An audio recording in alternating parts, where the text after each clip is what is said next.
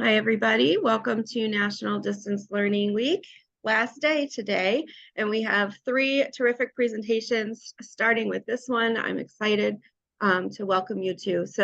A few housekeeping items, if you would just keep your mics muted for the recording, but we will have time for Q&A, and you could always type questions in the chat as we go. I'm happy to moderate that for Rachel. And we'd also love for you to start us off by introducing yourself in the chat so we kind of know where you're from, what your background is, if you're SUNY, not SUNY. So I have the privilege of introducing our speaker today, Rachel Rigolino. Rachel teaches writing and literature courses for the English department at SUNY New Paltz and is the coordinator of the SWW composition program. Her research interests include service learning and composition, developmental writing. She's a former SUNY online ambassador, and Rachel's been teaching online courses since 1999. She actively shares her experience with the SUNY online community, and we're very grateful that she does. So Rachel, I'll turn it over to you. Well, hello, everyone, and thank you so much for coming to this presentation.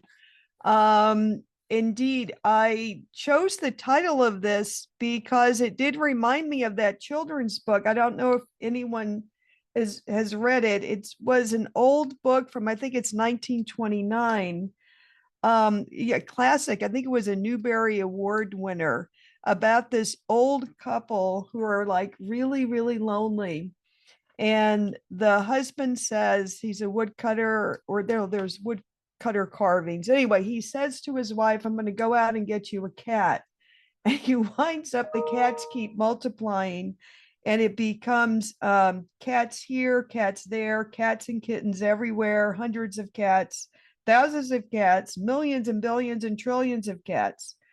And that's repeated throughout the children's book. And it reminded me of what I do. You can hear, I shouldn't have kept but maybe it works to have my email dinging, because as a member of the Faculty Development Center, I kind of took it upon myself to every day receive articles from newsletters and listservs about generative AI for our campus. And this is kind of how I feel sometimes in going through the information. So why did we decide to create this repository?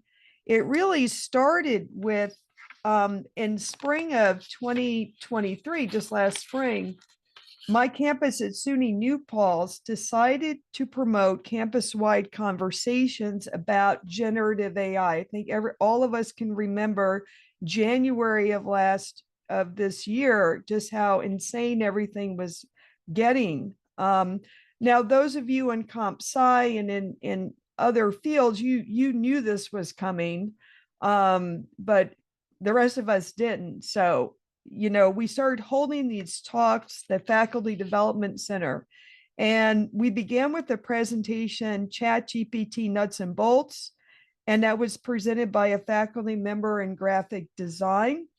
Then we asked a faculty member from math to talk about, because, the math and science people have been dealing with this for a long time. David Hobby spoke about that. Then we had two professors speak about generative AI and writing. One was from the social sciences, psychology, and the other one from the English department. And then finally, we had a really interesting presentation, not finally, but another interesting presentation was about AI and social justice and marginalization. It all culminated with a big kind of campus presentation and discussion at the end of the semester. So as we were doing these, one of our deans said, why don't you start sharing the recordings of these meetings? So I took a slice of the Faculty Development Center's website, and I said, okay, we'll put up the recordings of these conversations. So that's the way it began. But as the semester progressed, I don't know if you all remember, I don't know if it was Vanderbilt, but many colleges began, Research One universities began compiling really useful information. So I carved out another part of the page and started putting in information and resources that had been created by other by universities. We also had UNESCO came in, the UN education uh, came in with some interesting resources. So we were looking at national resources from higher ed and then from other agencies. So we began doing that. Now, then I also wanted to begin collecting articles. So what I did was I started things that I had read I thought were really interesting on a personal basis. I began putting those up, but then I began separating them out by month, like, so like this is what, each day I began posting, not every day, but every other day, interesting articles I was coming across. And I did it personally. It was also self-serving because I wanted to keep a repository of this information. So I thought, wow, I can use this myself. And indeed, I have wound up using it with my students. But this repository was intended for faculty to look at. But I've wound up using it in my classes and sharing these articles with students as well. And then finally, I think it's kind of interesting, or it may be interesting one day to somebody, to have a kind of history of, especially, from back in January, February, March, we had some really interesting current event things going on. The New York City public school system, just shut down ChatGPT. And then of course they've changed their minds now. So it's interesting to kind of have this historical record of the conversations that have been going on. So these were why I carved out this part of our website.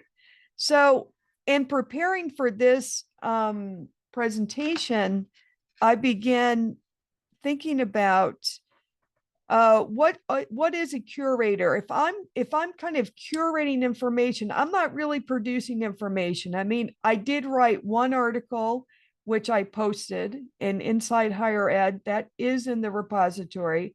And I've been in 2 or 3 national conversations about AI. So those webinars are posted, but I'm basically just curating information. So what does it mean to be a curator? And I asked ChatGPT to help me. What is a curator? And then I did some Google searches. But of course, you're collecting information. You have to find out a way to present it in a way that people can access it, maintaining the links, maintaining the information. And this is the piece I'm having trouble measuring, is the public engagement with what I'm doing. So then I began thinking about a lot of a repository, what you're curating is really shaped by that curator's point of view. And as I kind of went down the Google rabbit hole of looking this up, museum curation, of course, I came across, there's a little bit of a controversy or changing roles, I would say, for curators. There was even a provocative title, "Let's do away with curators," we don't need a curator. But this idea that, it's not the one curator's point of view. Now, I'm going to stop there. You can see the chart there by Louise Siddon, who is at OSU and the Museum of Art, and showing this shift in museum curation, that this is a collaborative effort with shared authority.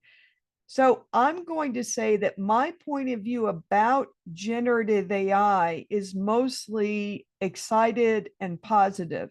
I incorporate it into my classes. I'm very much interested in it. And I basically think that we're all going to, have to figure out how our students will be using it in the classroom. However, many of my colleagues are not. I think I am like the only, well, there's 1, 2, 3 of us in the English department. Everyone else is not. So I definitely had a point of view. So I do have to be careful about not just presenting, keeping that conversation, the whole context and everyone's different point of view when I come across pieces of writing. So by the way, are there any questions at this point? Did anyone want to, well, slow down? Because we have plenty of time. I haven't seen any in the chat, but if anybody wants to unmute, you're welcome to ask a question.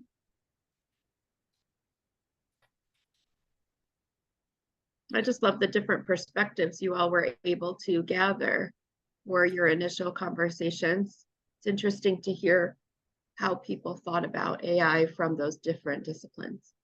And as they say, what'll be nice will be, 10 years from now when someone working on a dissertation, I mean, this is the kind of thing I'm thinking it will be interesting to have these historical kind of these conversations to kind of look back at this very important kind of period. So these are some sources. A few days ago, I created a list of the EdTech newsletters and listservs that now are populating my inbox. And they really crept up on me, I think. So, I would see an article and I'd say, oh, wow, and then want to sign up for the newsletter.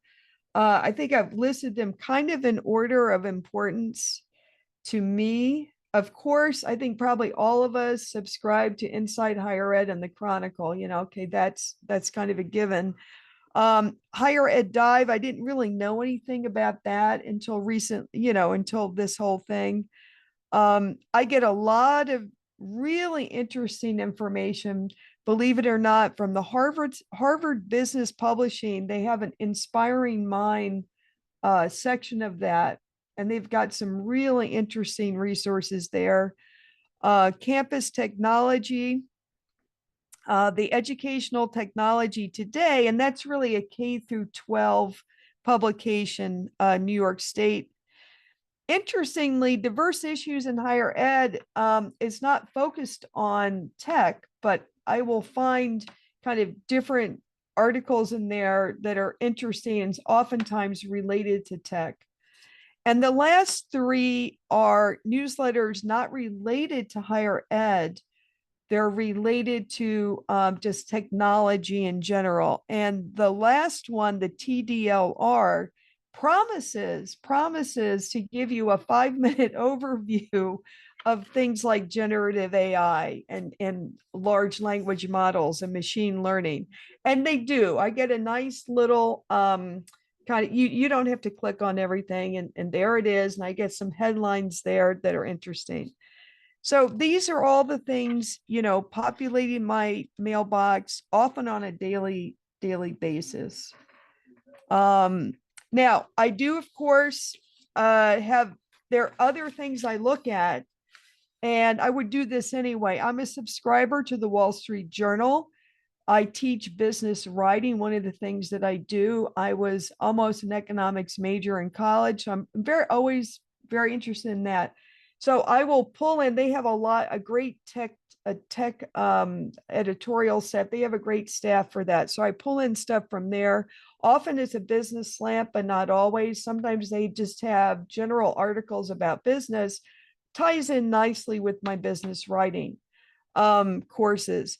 I don't pull too much from the New York Times because I just assume my colleagues are reading it. It's kind of like I assume they're reading the New York Times. I don't need to bring in articles from there.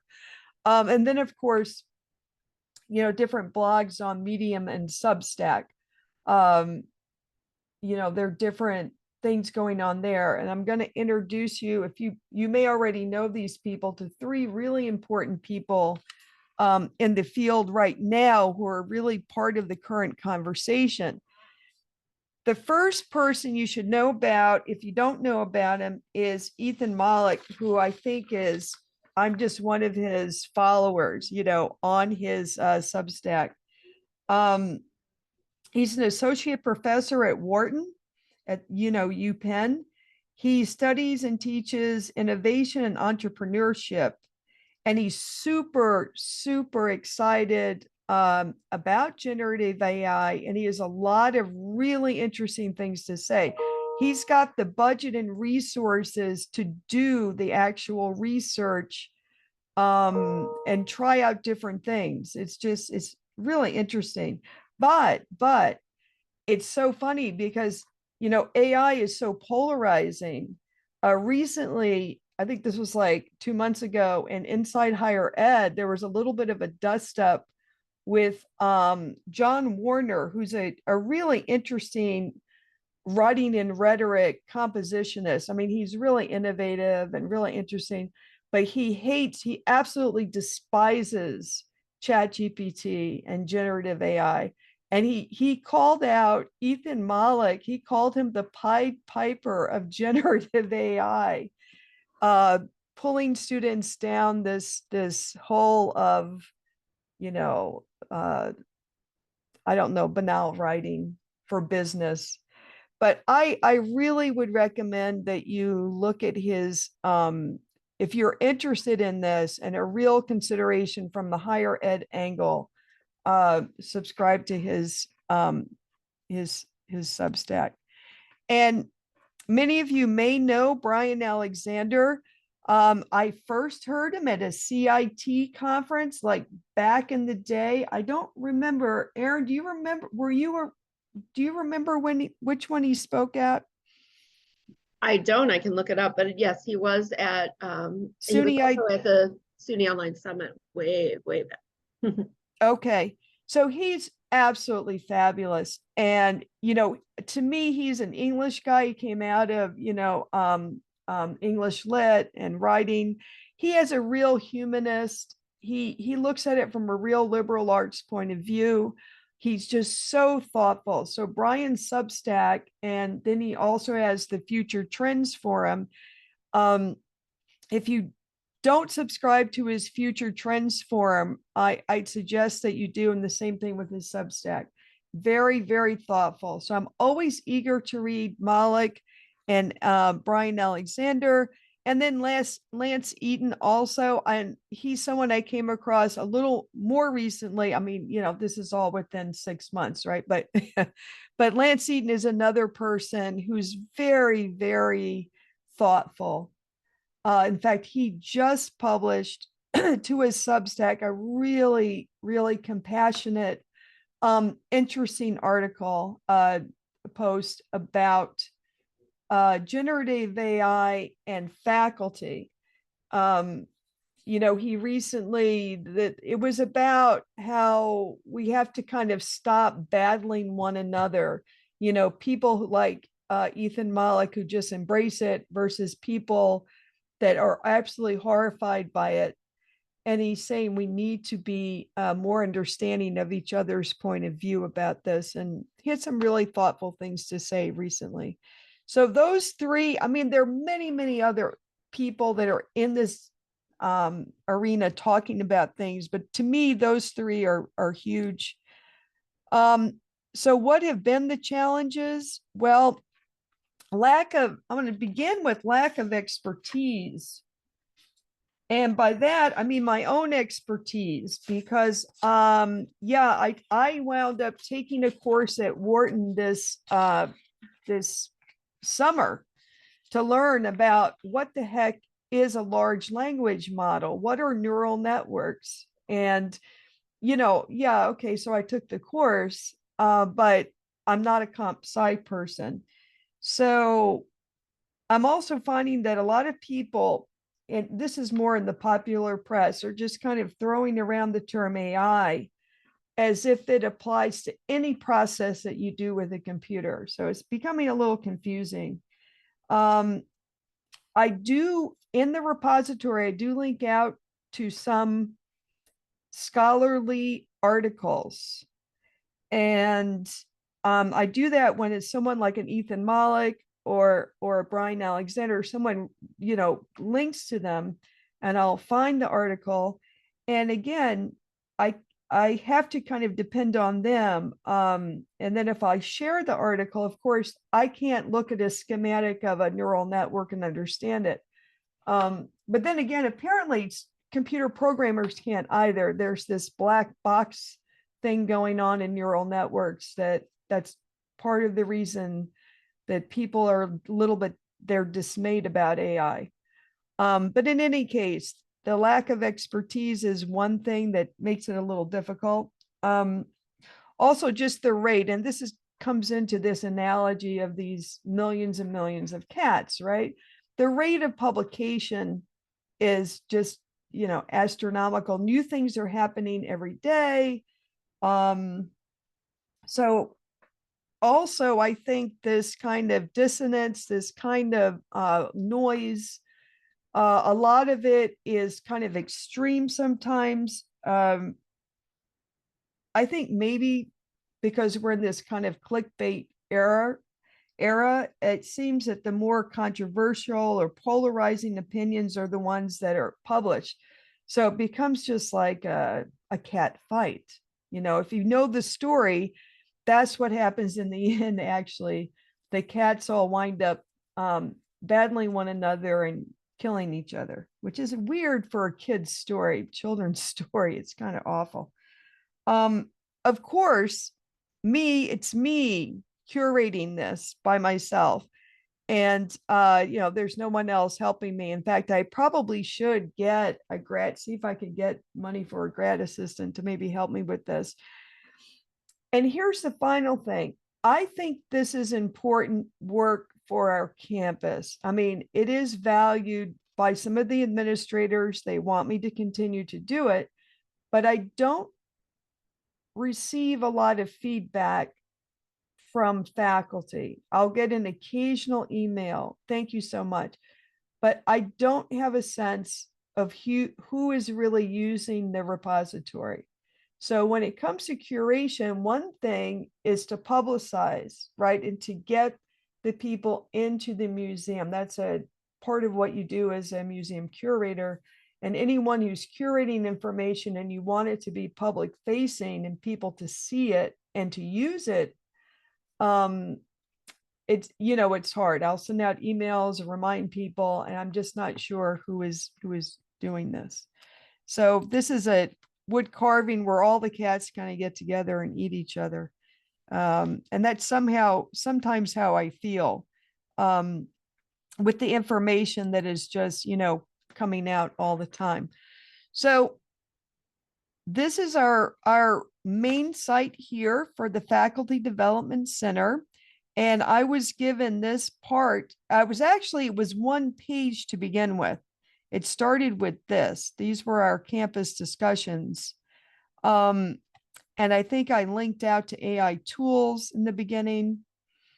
And then I just began adding stuff. So let me just bring up the live page over here. And you can see this is a WordPress based, it's Hawksite, it's WordPress. It's really easy to do. So if you'd like to do this for your campus, if you've got access to like a WordPress. So here I've linked out to the different tools, ChatGPT, Bard, the PDF. But then, as we've been going, you can't really link out to all the tools. So they're great kind of, directories like this with all the things that people are creating. It's really amazing how quickly this has grown. So I think I also had all things AI, and this is tested with reviews. So, you do get some reviews by people. Anyway, it's just amazing to me, all the little things that people are inventing related to AI stuff. So here's the big, here's the introduction. So I split this off into an area, like what if I were just starting out as a faculty member, what would I need to know? Okay. And then I linked out to, these are some, government sites. You've got the Department of Education, UNESCO, and then this is over, I think this is in the UK. OpenAI has something to say. Titan Partners has been doing some research about it. All kinds of stuff coming up. Here's Ethan Mollick talking about introducing it and so forth. Now, one thing that we don't talk about that much really is how generative AI can make your job easier just as a teacher. So I put that in there.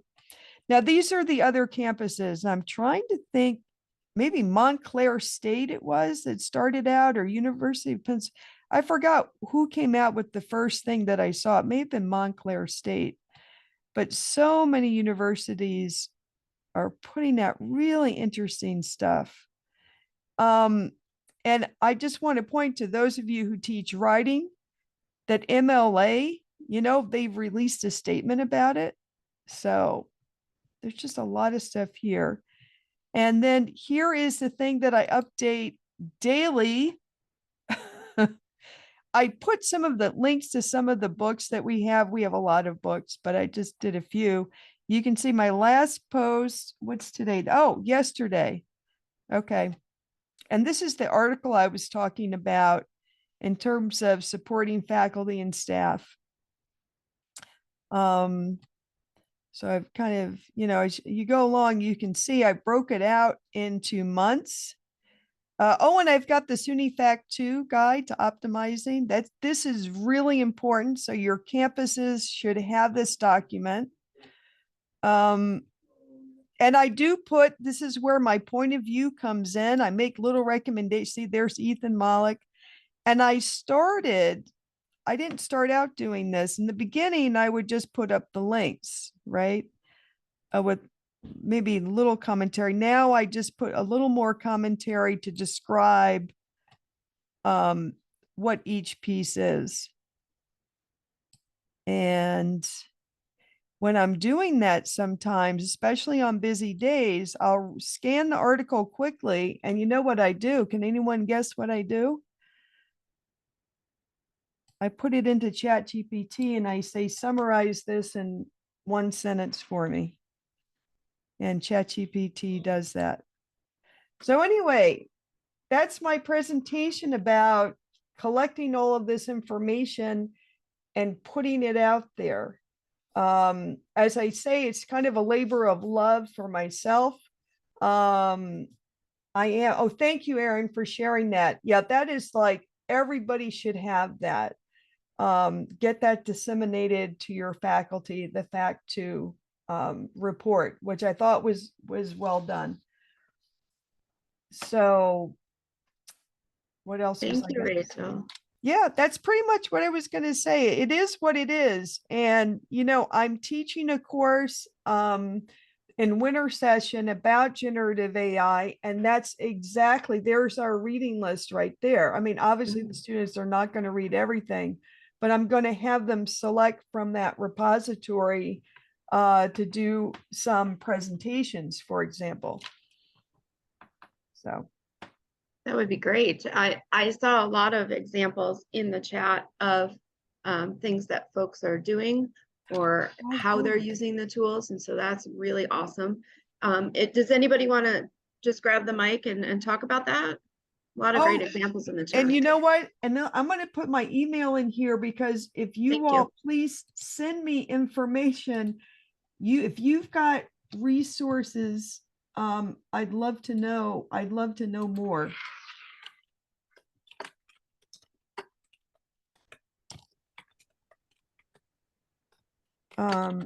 So, and again, I do ask people, the faculty, I say, please send me. And I do, like a couple of times a month, someone will send me something that I haven't posted. Oh, good. I'm glad this is helpful. So, Loy, do you know what kind of platform you have for your website? Is it WordPress? So we have, we will probably have SharePoint. Okay. And our internal SharePoint, it looks like, and I'm not 100% sure on that, because like I said, we're just at the point of starting, we've got some lists and things in Teams that we're starting to put together. And then the question is, how do you organize that and present it in a coherent way to the larger community when it's just going to explode exponentially? Yeah.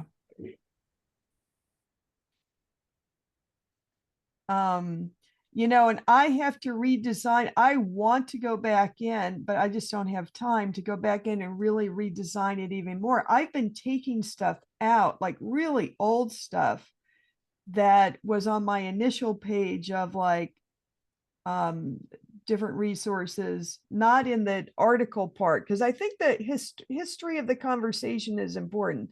But the other resource part of it, I've deleted a few things because they're just not that helpful.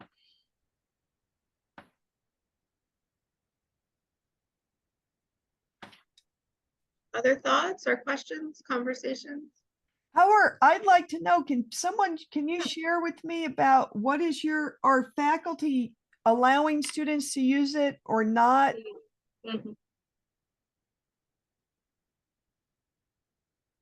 A couple folks here are using it in their classes.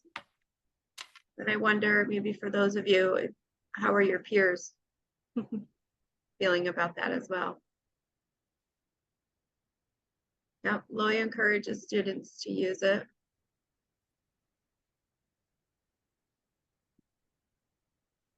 I know Jamie mentioned using it for Art Society and New Media for our educators. Wow, look at all this great stuff the art people are doing. Mhm. It is interesting, isn't it? Wow. And Debbie mentioned about, third-party tools and vendors integrating AI, and Zoom has a tool that will summarize your meeting notes without recording the session. I heard about that. That's really neat. Yeah. I think this is just okay. So with the people like me who teach writing, it's like an existential meltdown that we're having. And the English people are just horrified. And I think we need to get over it. But because I was talking to a graphic design person the other day, and he's like, well, this is standard. I mean, this is industry standard. We have to teach students to use it. Right. And then there's the ethical conversation around it too. Right. Yeah, the grading and assessment. And of course, of course with writing. So, and it comes down to, there's all those conversations that are having about how to design assignments that are kind of AI proof, or, how do you design assignments? So, but my business students they're going to be using it. I kind of think at one point, if we do authentic assessment, where assessment is always based on some sort of standard or goal from your course, I'm thinking the future is we're going to have to find ways to put the goals or standards of the course being the use of AI, so that the grading can be the quality of the AI usage.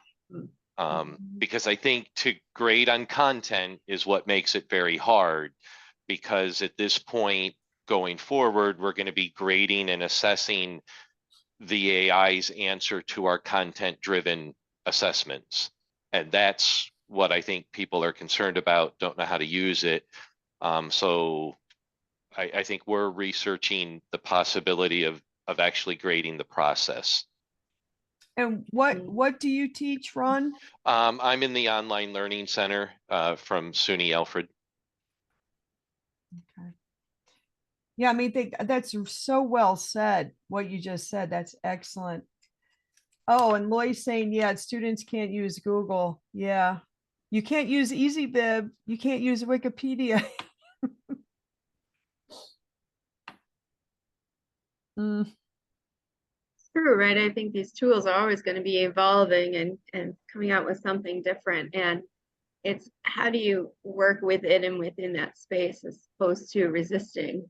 Well, I think the other thing I'm encouraging professors to do is examine the use of AI in their area of expertise. For example, like somebody just said, it's been rampant for over a year or more in the creative disciplines. And to pretend it doesn't exist means your students aren't prepared. Like, you know, when we send students out and some supervisor says, hey, I need you to create a something by the end of today, they're expecting that you're going to go create it in an AI resource. But there still probably are disciplines that won't be using it as much. I know a couple of companies in our area where it's illegal for their workers to use it because they're afraid of proprietary information leaking out. And so I think that's the other thing that we're examining here is sort of convincing professors to go back to their fields of expertise and determine what the current and the near future AI usage will be. Yeah. No, I mean, you can get fired. Exactly. And I've said that to my business students. I give them examples and I'm like, this is not what you do with it.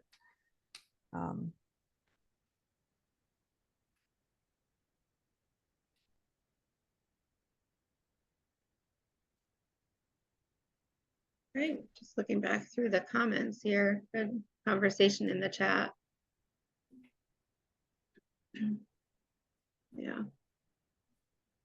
So it's one of those things, right, where it's just exploring its capabilities, exploring the use cases for your area, helping your students to stay, you know, up to date on the technology and learn how it's going to apply to their world of work.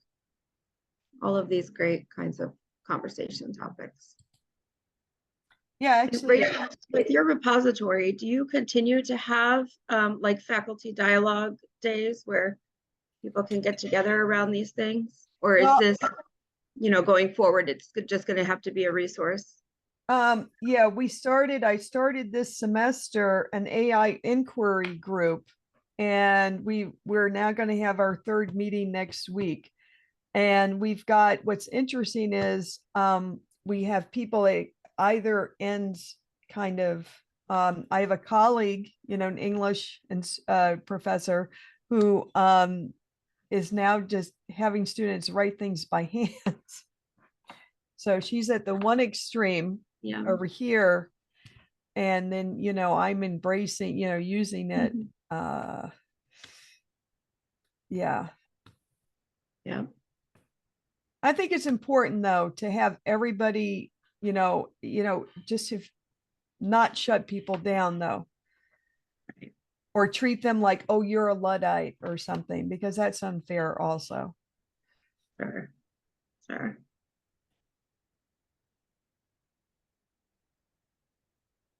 Any closing thoughts from everyone?